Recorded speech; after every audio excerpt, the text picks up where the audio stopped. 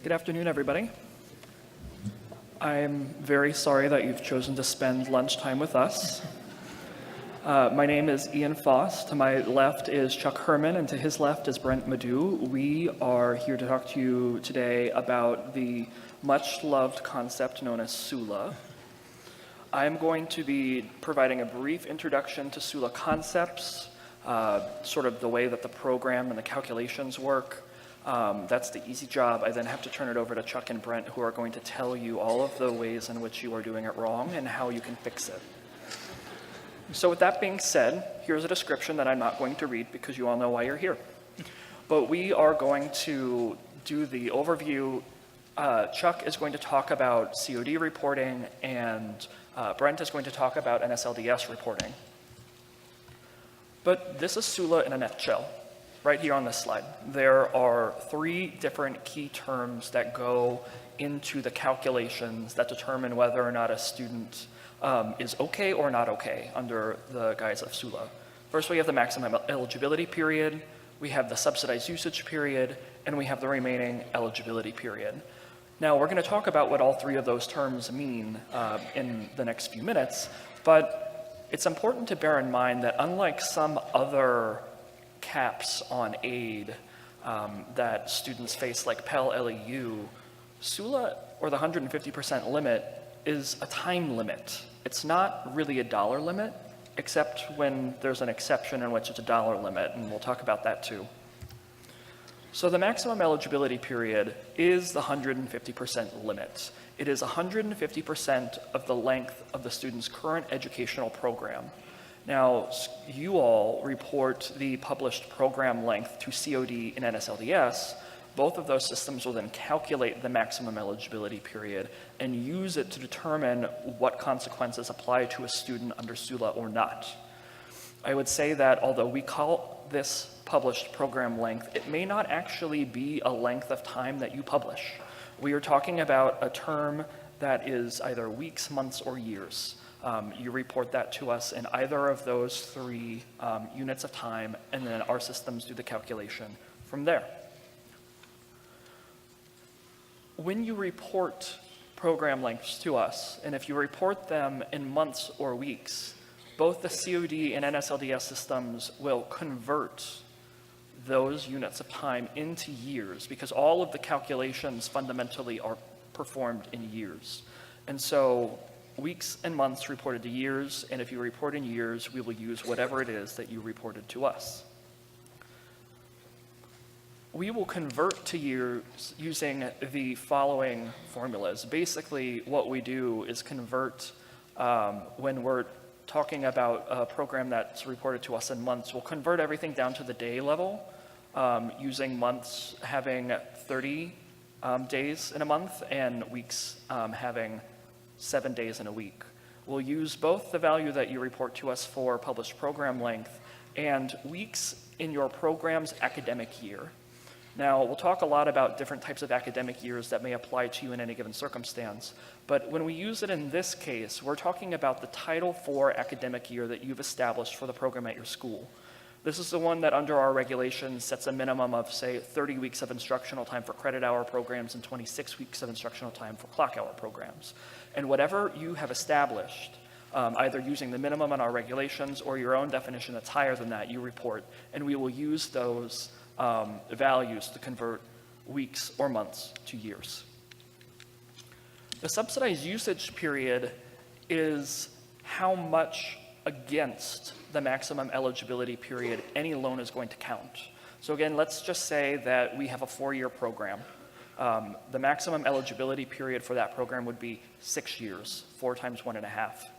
We will then subtract from that 6 years this periods of time, again, which are calculated in years, the subsidized usage periods that a student has accrued on the subsidized loans that they receive. We calculate subsidized usage period by using the number of days in the loan period that you report associated with any given loan and the length of your academic year. Now, this is the other academic year that we make you track. This is not the weeks of instructional time in your Title IV academic year like we use when converting weeks or months to years for the maximum eligibility period. This is the academic year that you use to track a student's progression from one annual loan limit to the next for the purposes of direct loans. So concepts like scheduled academic year or borrower-based academic year 1, 2, or 3 are the concepts that you would use to determine the dates for the academic year associated with the loans that you report. There are 2 exceptions to how we calculate subsidized usage periods, which are generally the number of days in the loan period divided by the days in the academic year. We're the government, and so we love our exceptions. The first one is the point in time when dollars are considered in the calculation. Generally, for loans, we have assumed that time is a proxy for dollars, but that's not always the case. And to the extent that it's so extremely not the case, for example, because you have given the student their entire loan limit's worth of loan funds for a period that's less than an academic year, say a semester, which you can absolutely do if need and costs support it, then we will not treat time as a proxy for dollars. Instead, we will say, you got the most money that you could have done in an academic year, and so that loan will count for an entire year's subsidized usage period, even if it were received for a shorter period of time. The other exception is an enrollment exception. This is something that's, you would report to COD. You would report the enrollment status that a student has when you make the disbursement of the loan.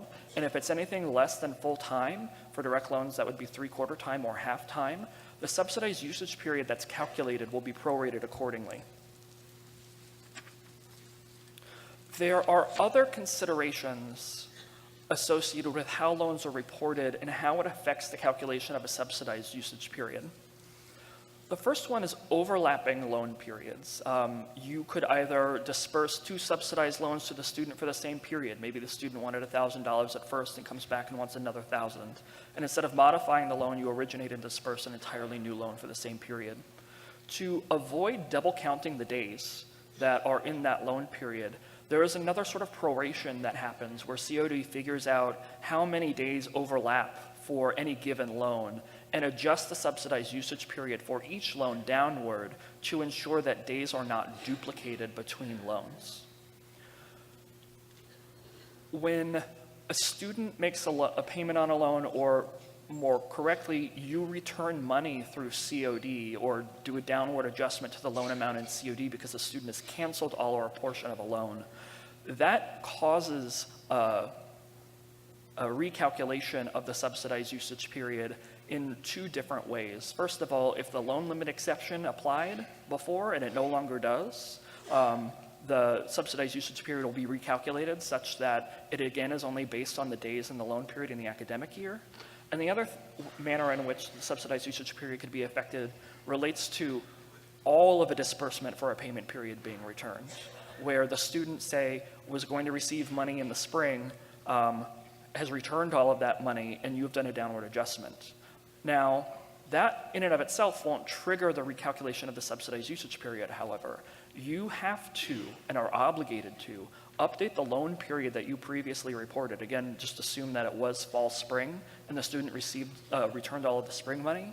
You have to update the loan period to ensure that the days that are attributable to the spring term at your school are removed from the loan period, so that the subsidized usage period is being calculated correctly.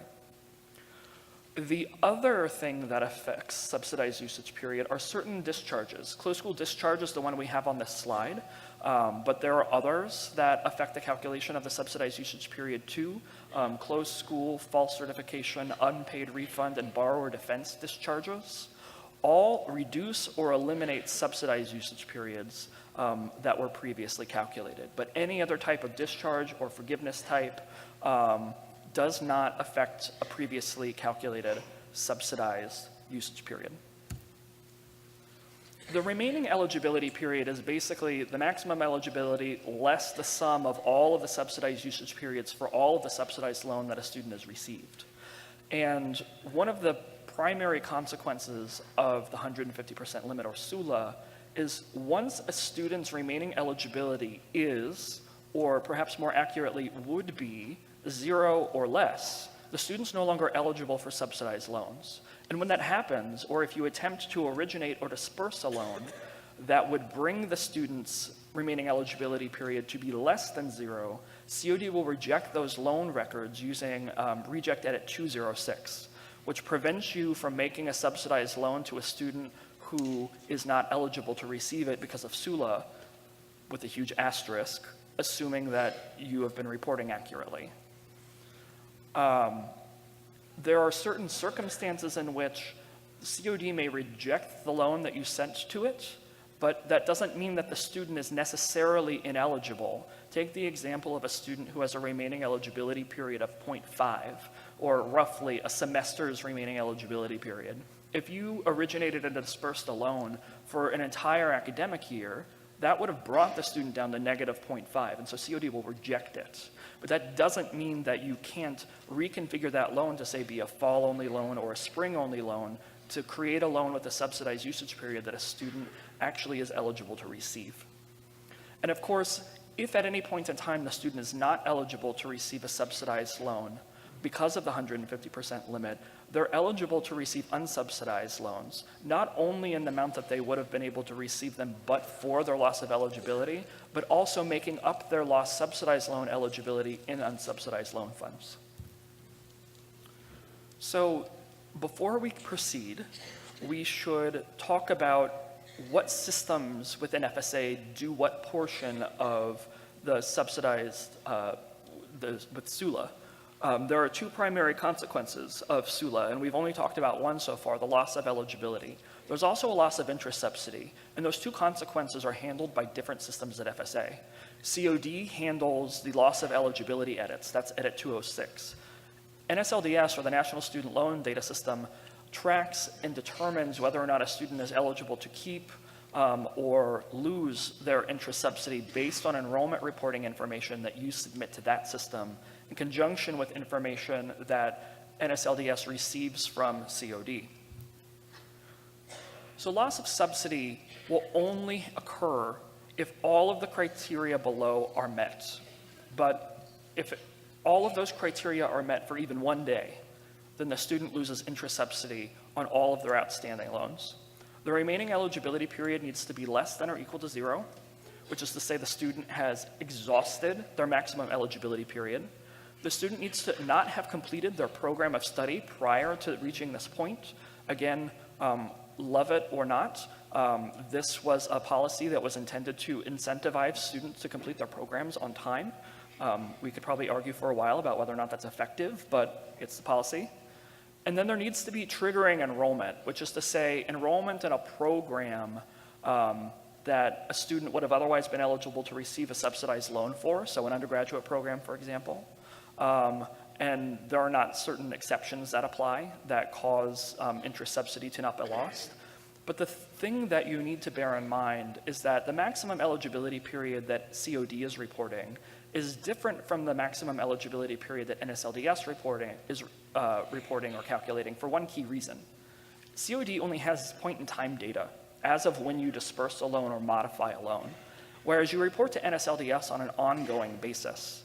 So a student could theoretically, let's say the student, let's call him Jared, I like to name the borrowers. Jared is in a 4-year bachelor's degree program, and he, in year 2, decides, this isn't really working out for me, and so I'm going to do a reverse transfer down to a 1-year certificate program.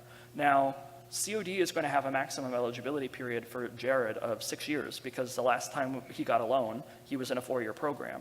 But theoretically, if you're reporting accurately, when Jared transfers to the 1-year certificate program, he has a new maximum eligibility period, and only NSLDS knows about it at that point in time.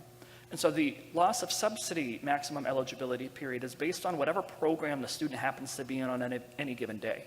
And now, because Jared is in this program that has a maximum eligibility period of 1.5 years, he has, say, a subsidized usage period of 2. By reverse transferring down to that shorter program, he loses a subsidy right away, based solely on his enrollment. And I think both Chuck and Brent will get into more examples later on, but conceptually, this is how that works. And now that I have thoroughly confused you, Chuck and Brent are going to clear everything up that I just said.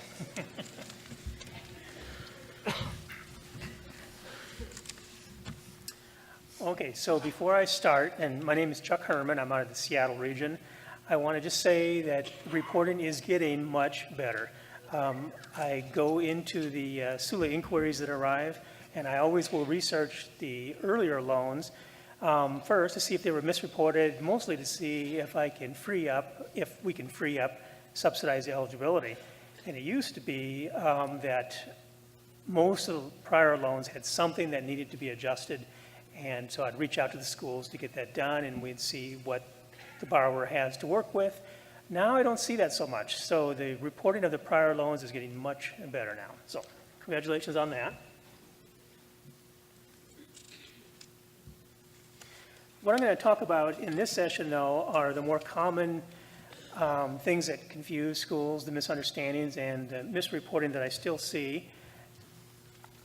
And so here is the first one, and I see this misunderstanding quite a lot still, and that is the student has arrived and just begun in your program, and you send in the first loan and it comes back rejected. And so the question I usually get is, how can that be? I mean, they just started our 2-year, our 4-year program, and already the first loan rejected. There's something wrong with the system. And this is a simple explanation, and that is that all prior subsidized usage counts against the current program. They don't get the slate wiped clean again for each new program. That would sort of defeat the reason why the law was passed, to get students through a program and out working. So we count all prior usage against the current program's maximum.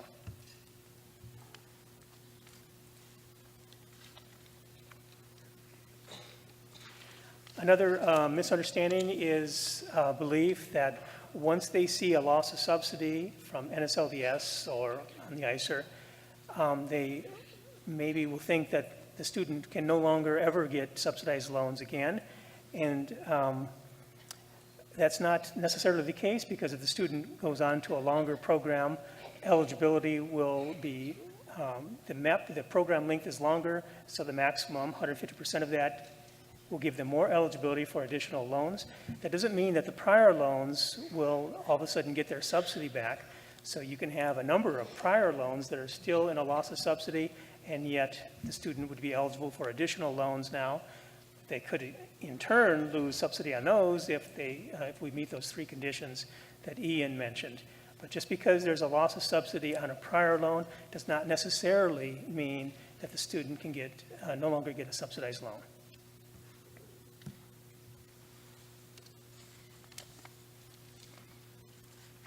And Ian alluded to this as well, and that is if the remaining eligibility period is too low, does that mean, well, is low at all? Does that mean that you should no longer even waste your time considering the student for subsidized loans? And I just have to stress that it's a very dynamic environment. Things change. They could go into a different program that's longer. They could return less than full-time. You can see other conditions here that could happen. There could be an update made to a prior loan that frees up subsidized eligibility, or the student may have paid back an entire disbursement within 120 days, and that would free up subsidized eligibility. So the point of this slide is, don't sort of stamp them as never again subsidized loans because we couldn't get a loan in this particular year or term. And just let COD do the calculations, or use the SULA calculator, and I'll tell you more about that in a couple minutes. But things change, and so consider them anew each time, and especially if enrollment is less than full-time, then they may be eligible for another loan. This one kind of gets some frustration going, and so I just want to explain. It's not us, this is you on this one. Okay, we do make mistakes, but this isn't the one. So you sent in the loan origination record, and we said it's fine, you can go ahead and disperse on that, there's enough eligibility. And then you send in the disbursement record, and we reject it. And so I usually get the attitude, well, thanks a lot, you could have told us that at first. I said, wait a minute, something changed, we didn't change it, and what it was is something in the actual disbursement is different than it was in the origination. And even though you may argue that, every time so far I've been able to go into batch search in COD and show you precisely what left your school. I think some systems might bump the enrollment up to full-time as a fallback or something like that. And on the actuals, I don't know what exactly gets changed, but it's your system that would change it from what it was in the origination to what it is in the actual disbursement, and then it gets rejected. So that's the key, is just go into the COD batch search if you want to know exactly what left your school and got to COD. And that'll show you why there was the reject. Okay, now this is a term I made up, so you won't find it anywhere else. I call it serial loans. And that is, some schools will just do one loan for the entire academic year. And if there's an increase where the student wants additional money, they'll alter that loan, maybe add a disbursement, maybe add a semester or term to it. Other schools, and it's perfectly fine, prefer to do another loan, and some will even do one loan for each term. So if they're a quarter school, they have a fall only, then a winter only, then a spring only, and then a summer only. So the thing of it is you could have that the total subsidized usage of that academic year is actually more than 1.0 year of subsidized usage. And that's not a problem, that's just the way the math works out. It's because COD will round at the loan level, not at the academic year level. So let's say that in the perfect clean case, you have 4 loans, and each loan is 0.25 years of usage, but COD will round to the nearest 10th. So each one of those becomes 0.3, and 0.3 times 4 is 1.2 years that academic year. So it's not a mistake, it's just the way it works out, sometimes to the disadvantage, but sometimes to their advantage. The second bullet, you can see where 3 loans each had 0.33 year usage. And so you would think that those 3 loans would add up to a full year of subsidized usage. But in fact, a COD will round at the loan level. So each one of those is 0.3, and the year's total usage is 0.9 instead of 1. And you're not required to try to fix this thing so it's most advantageous. I'm just explaining that if you process a certain way, you may see this in the way it calculates, and that's just how it works. All right, now this one is still a problem. I see this a lot, and that is the payment period start date. So just remember, payment period, another name for it is a term. So this is the start date of the payment period that applies to that disbursement, or the start date of the term that applies to that disbursement. It's not the loan period start date. And that's the mistake I see a lot, is where all the disbursements in the loan have the same payment period start date. And that looks to COD like you have a one term, a one payment period loan with just a bunch of disbursements in that one payment period. But it's not that. These are individual terms or payment periods, so make sure they each have their correct start date. And you can see here the mistake the school made was reporting 9/10, September 10th, as the payment period start date for all the disbursements, which was probably the loan period start date. They should have reported a January 10th payment period start date for the winter quarter disbursement, and then a March 10th for the spring. And the reason this is important is when the enrollment varies, COD will sort of prorate the usage based on the enrollment. But if there are multiple disbursements in a term, they always take the enrollment of the first disbursement of that term. So in this case, COD said, okay, this is a one-term loan, one payment period. The first disbursement was full-time, so we apply full-time for the whole term. And the student was charged 1 year of usage when the correct usage would have been 0.75, rounding to 0.8. So just again, remember that payment period start date is the start date of the term or the payment period. It's not the loan period start date. Okay, census dates are not a part of direct loans, SULA processing. We don't look at that, we look at disbursement dates. So in this example, it's easier to follow this as an example. The fall disbursement date was on September 10th, and the student's enrollment on that date was half-time. The school census date, let's say, was September 20th, and by that time, the student had picked up another course or two, and their enrollment was full-time.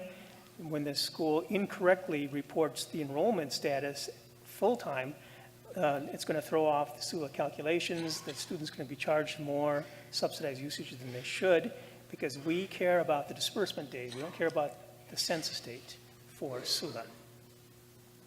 And of course, the reverse will happen too, where they should be charged maybe a full year, but they're charged less because you didn't report the enrollment status of that disbursement as of the date the disbursement was made.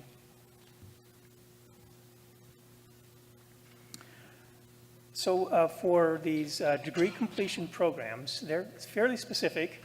They're when your program is 2 years long, but you basically require 2 years to get into the program. If you were to report that program length as 2 years, but they already used 2 years to get into it, the student would quickly run out of subsidized eligibility and go into a loss of subsidy.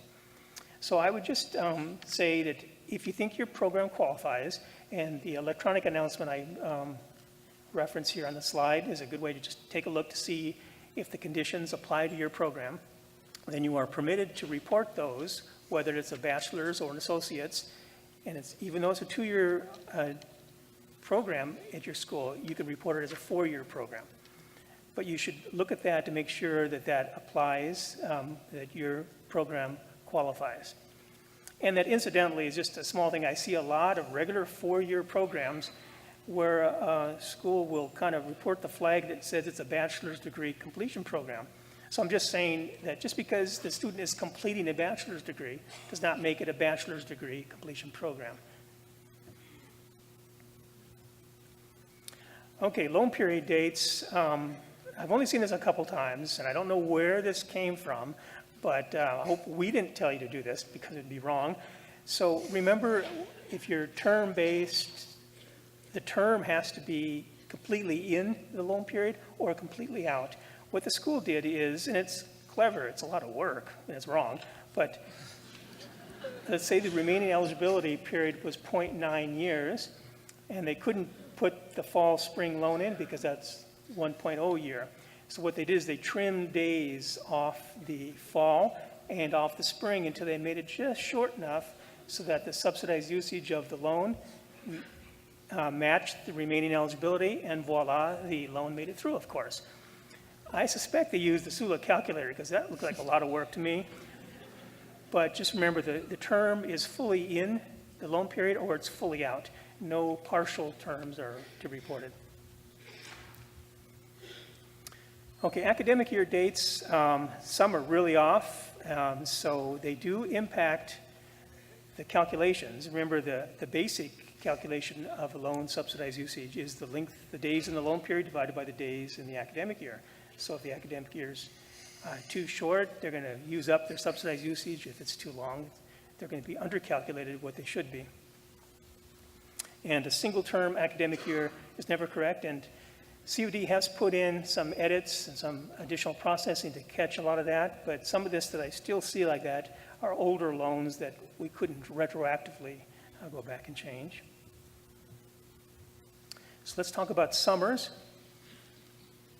All right, so I'm talking about reporting a scheduled academic year where term-based, where summers are headers or trailers. So you should report the summer in your academic year dates only if one or two or both conditions occur. One is that you require summer enrollment or that a summer disbursement is made and retained. And that's the only time that summer should be in the academic year dates. So there are times when you want to remove it, and this would be maybe you were anticipating a summer disbursement, it wasn't made, but in this example, there were disbursements made fall, winter, and spring. And so the loan period reported was fall, winter, spring. It's perfectly correct. But the school also reported the summer in the academic year. So they reported a fall, winter, spring, summer academic year. Remember, length of the loan period divided by length of the academic year. So the subsidized usage would have been about 0.75, rounding to 0.8. It should have been a full year, though. They didn't attend in the summer. They didn't get a disbursement. I'm sorry, they didn't get a disbursement in the summer. And so it should have been fall, winter, spring over fall, winter, spring. So if you have this sort of thing, you should go in there and just remove the summer from the academic years of this loan. There are times when you need to add the summer to the academic year as well. This looks like a busy slide, so let me just kind of walk through the example. It's easier to follow this way. Say you've awarded a 001, your first subsidized loan for this student, and it was a fall-spring loan period and a fall-spring academic year, and that comes out to a 1 year of usage. So far, everything's fine.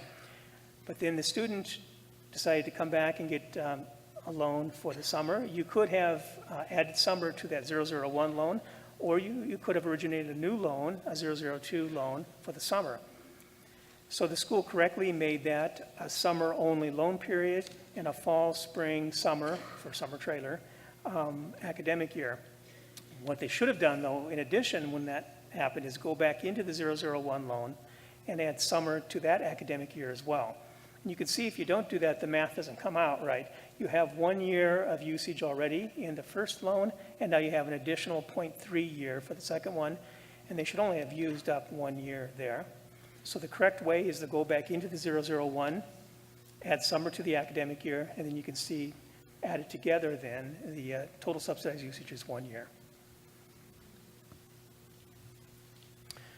All right, so I hope that we've nipped this one. This was really a problem for a while. We ran a scan and found about 500 schools were reporting their published program length incorrectly. And of course, the argument we got, which true, but they said, since when is 24 months, not 2 years? We said, well, since your academic year is not 52 weeks long, it's not. So if you are reporting weeks program's academic year of 30 weeks, then we look at 24 months. When we convert that to years, that comes out to 3.4 years. And that means a 2-year program that should have maximum eligibility of 3 years, we calculated at 5.1 years. So far, no big harm done, but that means that we're not going to edit, we're not going to start rejecting your loans at 3 years where we should be. We're going to wait until it's 5.1 years before we reject. And it's much worse on a 4-year program that's reported as a 48-month program. So if you have done this, and if you've awarded subsidized loans beyond the legitimate maximum, in this case 3 years, they have to be removed. The law does not permit subsidized loans beyond the 150% mark. And unfortunately, it's all because of the legality of the disclosure statements. You're not permitted to retroactively change that subsidized to unsubsidized. If it's still during the loan period when you've discovered this, and provided the borrower has given you their approval. Now, it's not approval to remove their subsidized loan. That's got to go. It's approval to then give them an unsub instead. You can then award the unsub as you remove the sub. But if the loan period's over, that you can't retroactively make that switch. And so you have to remove the subsidized loan and then work it out with the student how you get the funds for that.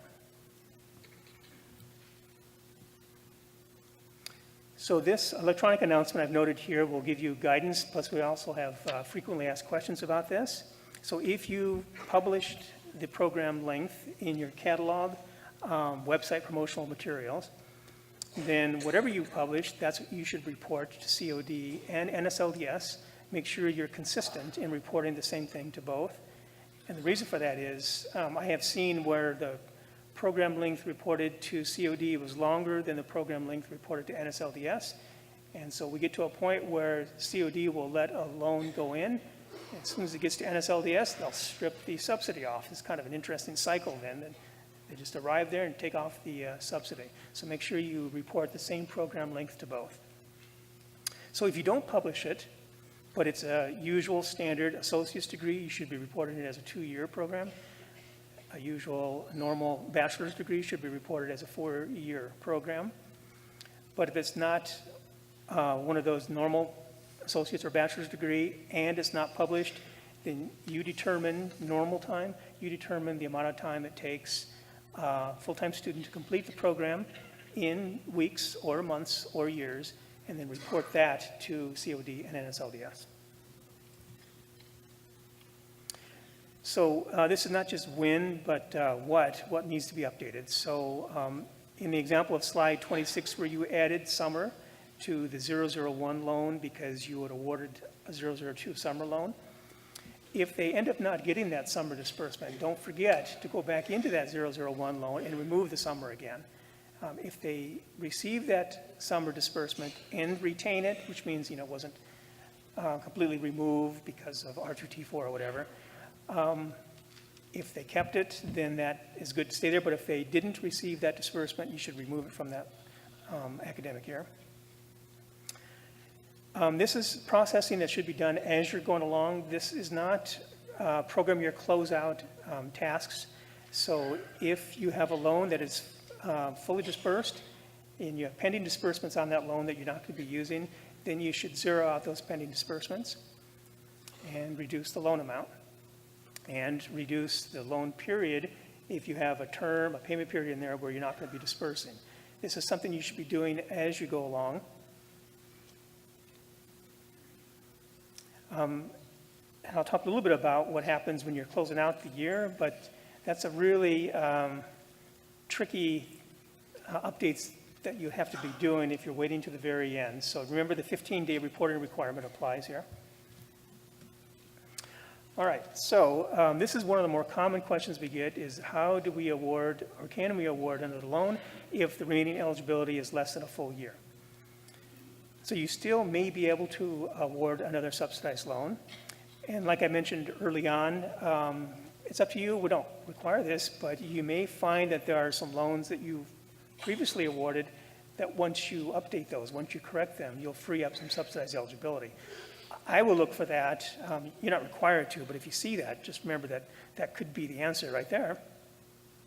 If your loan was rejected for Edit 206, if appropriate, and I have a slide that talks about updating the loan period, but basically the shorter the loan period, the less subsidized usage the loan will use.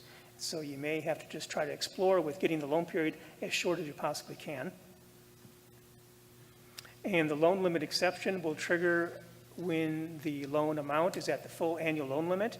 And so if they have less than a full year remaining and they're full-time, you'll have to back off that loan amount as well, so it's not $3,500 or $4,500 or $5,500. And then the last bullet is just make sure that you've got the enrollment status and program links correctly reported.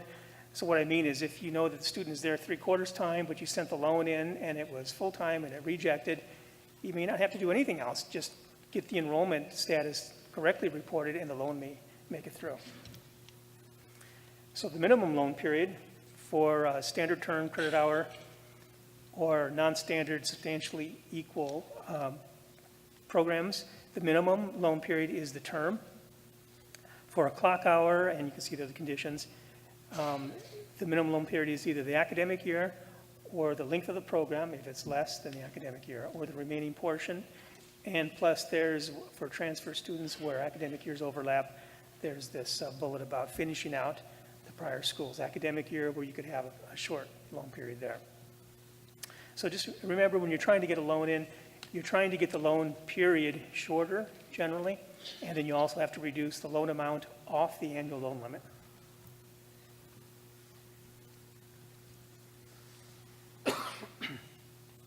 I think the main point on this slide is the common misunderstanding in one of those bottom bullets, and that is where, let's say you have a 0.7 year remaining eligibility and the loan is rejected. I see often where a school will multiply $3,500 by the remaining eligibility of 0.7, and that's kind of mixing dollars and days. That's not the way you do it. If the annual loan limit exception triggers and makes it a 1.0 year usage, reducing that loan amount by any amount will keep that from triggering. You don't have to go all the way down to whatever that comes out to, 2450 or whatever. And of course, if you have to reduce the loan period, make sure that the loan amount does not exceed the costs of that new shorter loan period. So this one I see a lot, and that is where a record is rejected at COD, whether it's a SULA edit 206 or the loan fee edits, what is that, 140 or whatever. Then as I'm going into research why it rejected, I'll find just reject after reject after reject. Just goes down the column of the loan being inactivated. So this is just a reminder that when COD rejects the initial submission of a loan, it means they don't have it there. They didn't build it, and they treat it as if it was never sent. And so you don't need to inactivate something that was rejected in the first place because they don't have it. So to them, when you try to inactivate a record that they rejected, it's like they're getting this loan record brand new with a 0 loan amount and 0 disbursement amounts. So they reject that as well, and that gets kind of frustrating for the school. So it's only when they've accepted a loan, for instance, like the loan fee has to be changed, where you have to inactivate it first to correct the loan fee. If they've rejected it, you don't need to inactivate it. All right, so as I mentioned before, SULA updates are ongoing 15-day reporting requirements to make. These are not, and you shouldn't think of these as program year closeout activities. But for sure, before you close out, if you haven't done any of your SULA updates, make sure you do it then. And that's just a simple thing. If you haven't made disbursements, zero out the pending disbursements, reduce the loan amount to the sum of the actual disbursements. Make sure the loan periods do not contain any payment periods with 0 disbursements. And make sure your academic years are correctly reported. So we do produce a report to help you with this. It's called the SULA Adjustments Needed Report now, and very soon it's going to be called the Discrepant Loan Data Report. I've I've posted this electronic announcement to help explain that. So we will take a look at the data we have, and when it gets near your closeout time frame, so we look at your last loan period end date to determine that. And we'll send you the report. So we ask you to look at the report, the loans that are on the report, because you have to understand that if you don't make the updates, then COD will, and it's a very broad tool. It's very blunt. It's not very precise. We don't know a lot of things. We don't touch your academic year dates. We don't know when your terms end. We only know when the next term begins. So when we're shortening the loan period, we don't know for sure when it'll happen. We just know that the terms didn't overlap. So we'll take the next term's start date and subtract a day. So basically, when we reduce it, they're still using more subsidized usage than if you had done the update. And even if COD goes in and does those updates, it does not relieve you of the responsibility from program review standpoints or audits to have made those updates yourself.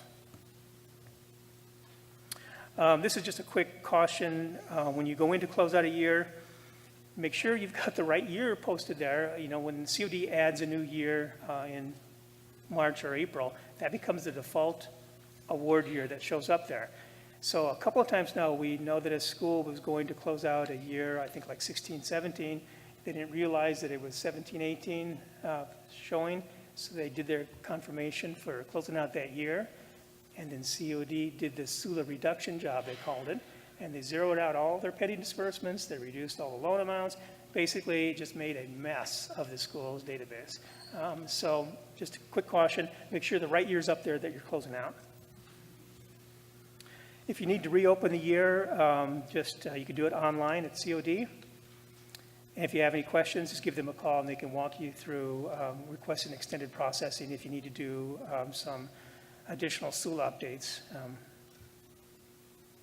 One other thing, for now, still, we're looking at maybe changing this, but when you reopen a year that's been gone through program year closeout, it'll automatically send an email to the school's president. Sorry, I wish there was some way we didn't. It really causes some unnecessary freak out sometimes. So some schools find it beneficial to give the president's office a quick call and tell them, you're going to be getting this email. We're just doing some routine SULA updates, and then we'll reclose again. We're looking at maybe not requiring the school to reopen a year to do a SULA update, but nothing promised on that yet.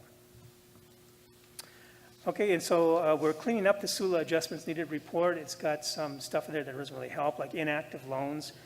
Why would we want to put loans in that have $0 amounts in the disbursements and the loan amount? And we've done some cleanup on the payment period start dates and some formatting and structure cleanup to help you guys work the report. Okay, so I'm going to turn this over to Brent now. Thank you for sticking with me on that.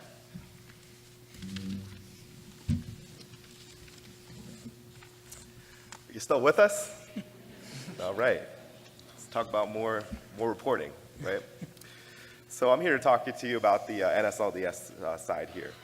And as Ian stated earlier, NSLDS determines eligibility for a student to retain or keep their interest subsidy on their loan. So very important role NSLDS has here.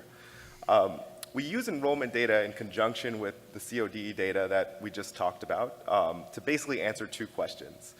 Did the student graduate in time before exceeding that 150% limit, and therefore qualifying them to protect their loan subsidy, or did they exceed that 150% limit, therefore losing their eligibility on their loan subsidy? And just to put some context there, we have some numbers for you where basically the number of losses we've seen since we began the program, and this was ran in as of October 2018. As you see, about a little over 300,000 loans have lost interest subsidy, impacting over 100,000 borrowers and 5,000 schools. I think we have 6,000 schools right here at the conference today, so a lot of schools are impacted. It's interesting to see these reinstatement numbers here. A little over 150,000 loans have received some sort of interest subsidy reinstatement, impacting 55,000 borrowers, a little more than that. And again, we're seeing about 4,500 schools impacted. So I guess we're not saying that necessarily that you're reporting wrong and this is causing all these reinstatements, but we certainly can see there can be some room for improvement on both the COD side and the NSLDS side.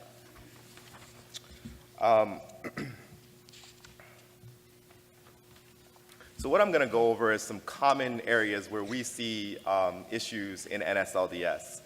And one area is the program status effective date. The other area is the program begin date. And another area that we've talked about a whole lot is the published program length. And I'm going to go in and actually show you how not to report. So we'll look at examples in NSLDS. Two common scenarios that play out with loss of subsidy that cause it, that we're seeing here, is incorrect data or improper gaps in enrollment. Enrollment information reported by other schools can also impact that loss of subsidy. So let's talk about the program status effective date. Program status effective date is the earliest date on which the student's program status first took effect. So that's very critical to determining the borrower's ability to retain their subsidy on their loans. One thing to know about this is the program status effective date should remain the same as long as the student stays in that same enrollment status. So take an example. For me, way back when I had some hair, I went to Dickinson College. Anybody from Pennsylvania around here? Oh, woo, okay, Pennsylvania in the house. But I made an agreement with my mother that I would remain, I would take a full course load and go in as full-time. And I did that. My mom said, if you take less, you'll come back home. So I did that. So Dickinson College should have, and I completed the program in 4 years. And so Dickinson College should have kept me in that full-time status that whole time. There's no reason to update that. Okay? So let's take a look.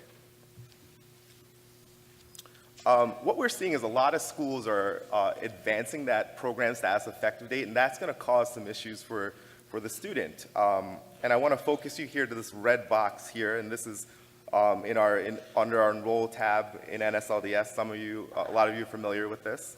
As you can see at the bottom there, the school's reporting full-time status in April of 2016, and a couple months later they'll go back and report another full-time status. A couple months later they'll go back and report another full-time status, and we see a pattern here.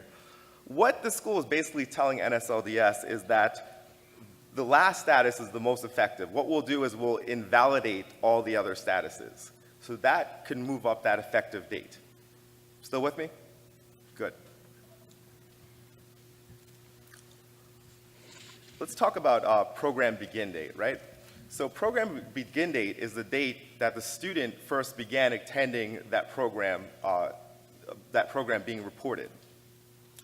Program begin date is critical because it helps establish the start of the maximum eligibility period for the student. As we said, everything is time here. If a student withdraws from a program and later returns to that same program, then we wouldn't expect you to go back and report a new begin date. It's the begin date, that's what it is. It stays that way. Pass the water. Sorry, I get a little bit of dry mouth.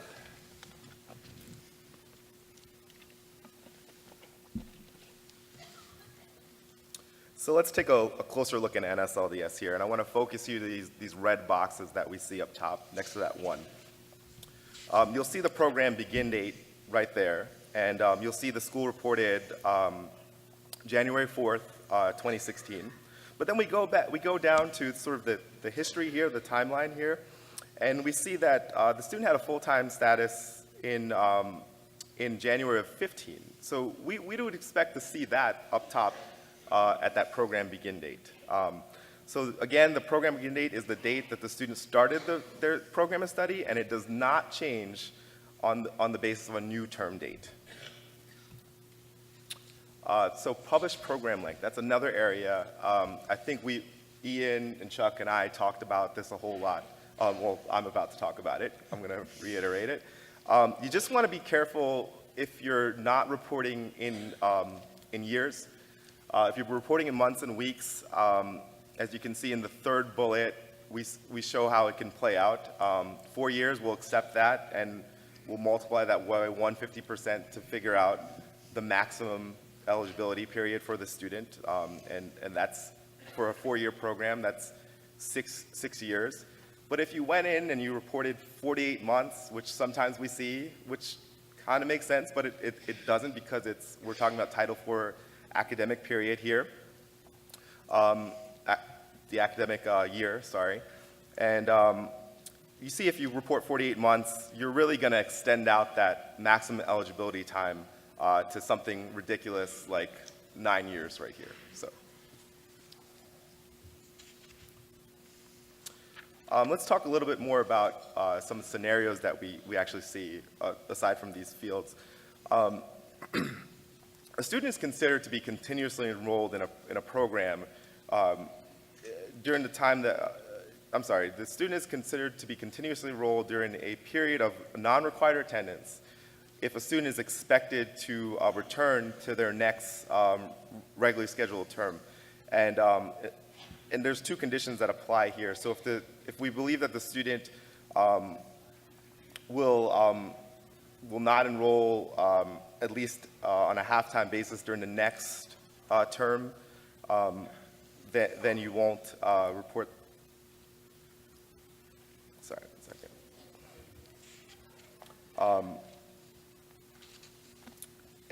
Or the other condition is if a student is enrolled at least half-time at the end of the previous regularly scheduled term. Translation, in other words, is if a student is full-time in the spring, let's take that 4-year example, and they take a class in between, like 1 course, and then they come back full-time, you're really expected to report them as continuously enrolled at that full-time status. Sorry, I just jumbled up the slides a little bit. That's really what we're expecting. If the student doesn't return doesn't return for the next scheduled term, then you should report them as withdrawn in that spring for that example. And we see this here where the school is reporting less than half-time for that summer program.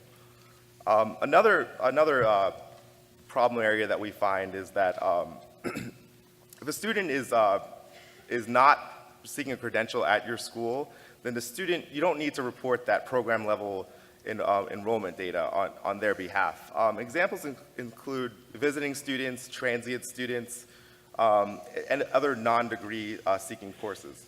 You can report campus level enrollment for these type of students.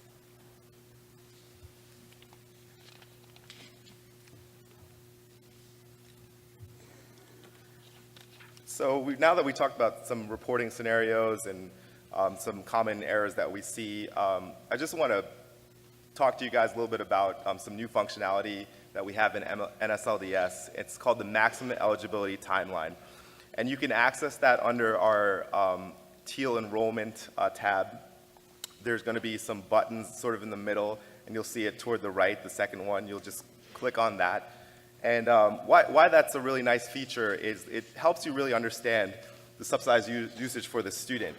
It helps you answer that question, why did they lose subsidy? Or why did they have a reinstatement? And just to give you a sort of a look at a high level what it looks like, we'll present you with a timeline on the top box.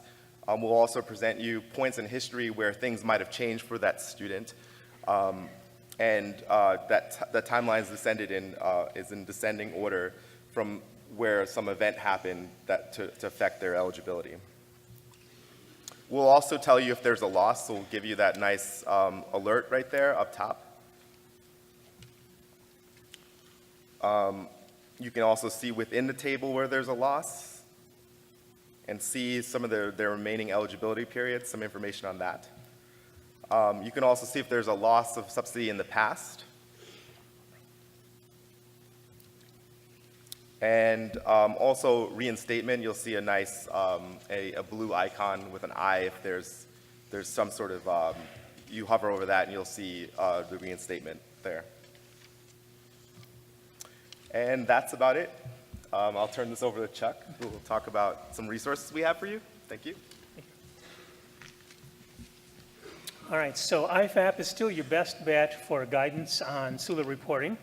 We have that link on the right side of the page, the main IFAP homepage, 150%. And when you go in there, you'll be able to choose the latest electronic announcements, dear colleague letters. And I find that the frequently asked questions are very helpful. I link those often when I'm sending schools guidance. And very often, your question is precisely one of the FAQs, so it's helpful to go in there. They're divided by categories. By the way, there's a new NSLDS enrollment reporting guide that was just posted. I'm still reading through it, so it has additional SULA guidance in that. And another resource is both the SULA calculator, and I explain here on the top of the slide how to get to the calculator and to the SULA inquiry button. So the SULA calculator, you're not going to break anything using it, so don't worry about what you put in there. But you would put in some basic general loan information that you're considering awarding, and then use the calculator. It'll look at the student's total subsidized usage. It'll calculate what that new award that you're thinking about doing, and it'll tell you if the loan would make it through or not. That helps because maybe you'd try a fall, spring, that doesn't work, so then you can try a fall only. It's a lot quicker and easier than sending these loans to COD and have them rejected back and forth. So the SULA calculator is a good tool. And right next to it is the SULA inquiry button. So if you click on that, fill out some fields. This enables us to go in if you have a question about a particular student's the reject or some prior loan. So if you do this inquiry, we have all the information we need to research it. All right, so we have a few minutes, and I think there are 2 microphones, one there and there. So before we break up, if anybody has any questions, but we have to get out of here on time, and then I'll be in the SULA table in the Resource Center if you want to just ask a personal question. So if anybody has a question, then now's a good time to go up to the microphone.